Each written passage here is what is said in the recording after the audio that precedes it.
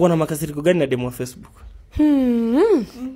Unajua sasa hata na mimi niweke mguu hivi. Unajua demo wa Facebook alikuwa anasema ananipenda first of all. Hapo ndio tunaanzia. Na maikuwa hapa Nairobi sana nilikuwa Kisii, nilikuwa nampea barua aenda apee demo wa Facebook. Akifika huko anakaa kiyo. Afikishi barua yako. Afikishi barua. Mimi nilikuwa nafikisha. Akifika huko wanaanza kupiga story na demo wa Facebook. Hauko unafikisha. Mimi nilifikisha barua kwa demo wa Facebook. Alafu unarudi unaanza kuniambia you have tried. Si ndio? Hapana, lakini wacha mimi niongee. Wacha niongee. Mimi naweza sema hivi. Wajua Osongo, by the way nimesema wasanii tunafaa tushikane mkono. Na ni ukweli. Ukiona mtu kama demo wa Facebook, asa hizi yako anafanya vizuri sana, si ndio? Mungu amembariki anafanya vizuri sana. Lakini ukweli usemwe, huyu demo wa Facebook Osongo tumefanya naye kazi mara ngapi kabla hajajulikana? Mara mingi. Mara mingi paka demo wa Facebook amelala paka ushago kwetu. Demo wa Facebook amelala paka kwa hii nyumba hii yenye tuko saa hizi. Tumefanya naye kazi hapa, tumefanya naye kazi tukua kabla hata hajatoka. Lakini mimi kitu inanisikitisha sana ni huyu demo wa Facebook wakati alitrend, tulijaribu kutafuta video afanye na Osongo. Akatulenga kabisa.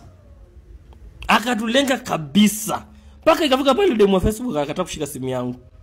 Na huyu ni mtu mwenyewe tumefanya naye kazi tumefanya naye kazi paka amekuja ushago kwetu Kitale huko ndani place inaitwa Kapsara. Tukafanya naye kazi huko. Na hata tuko na videos. Unamkumbuka kuja kupanda gate paka kavunja gate.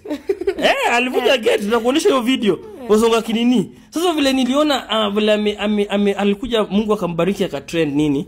Nikakuja nikasema kuna content tunawezafanya inazaingiana. Ile time nyingine enda alikuwa na chase Osongo. Sasa hii tunaleta content nyingine Osongo na anamchase. Na bado ingesonga. Lakini hiyo time nilimpigia woi anasema na kwa hivi mimi nene ikafika bali nikasema nikajiambia ai sio lazima. Osongo ndio ikamera bonge na demo wa Facebook. Mimi kitu nasambia demo wa Facebook. Sisi kama wasanii tushikane mkono. Fenye president alishikana na baba mkono. Pia sisi tushikane mkono tufanye kazi njema. Tuweke wananchi somewhere. Tufanye development kwa wananchi. Yaani kwa mafans. Na like mngependa bado kufanya the same content na yeye ama mlijitoa? Ilifika bali sasa tukaona tuna force issues, unaona? Una force issue na pia na wewe pia ni mtu mwenye uko na brand yako pia umejituma. Kila mtu unajua hii fame, acha nikuambie. Hii fame inakujanga na inapotea. Siku time yenye Osongo alikuwa na trend, hata nyinyi mnajua alikuwa hapa hivi ma interview mingi. Watu wanatafuta wakina Kioko, wakina Ali, wakina Mngai. Watu walikuwa wanatafuta interview lakini ikafika pali ika fade kiasi, unaona? So iko time yenye inaunga ni time yako. Na ile time yako usionyeshe wengine madharau kwa sababu itafika time uone yako pia imeshuka, kuna mwingine kuna vijana wanakuja sasa hivi, kuna mwingine kwanza Mkisii anaitwa Mokaya. Unajua mjui na unaishi Kisii. Sitamjua. Kuna mwingine anaisemaga Budai, sijui Budai, anaitwa Mokaya. Kijana mdogo, kuna kina Hilarious Aura. Kuna vijana wadogo wanakuja na wanapiga kazi. So na sio mimi peke yangu naongea, naweza ongea hata wakina Culture. Unajua Culture Murife.